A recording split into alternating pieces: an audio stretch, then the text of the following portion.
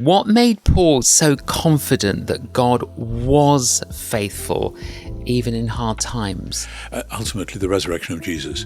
The resurrection of Jesus is the sheet anchor. You imagine if you take that away, then Jesus becomes another failed Messiah. And it's failed Messiahs who end up on crosses. A lot of would-be heroes, messiahs, prophets ended up on crosses or similar in the first century. And is that why Paul talks a lot about the resurrection of Jesus? Exactly. That's precisely why. As he says in 1 Corinthians 15, if the Messiah is not raised, our faith is futile and you're still in your sins. In other words, if Jesus is not raised, the new creation has not begun. The whole idea is that with the resurrection of Jesus, God has hung up a new sign over the whole world which says under new management or new project going ahead here. Without the resurrection, all you've got is lament.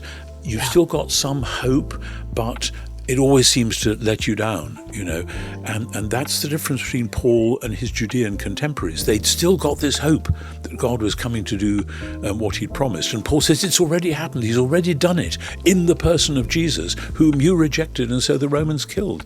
And so there's that great tension between Paul and his Judean contemporaries, who he knew well because he'd been exactly in their space before.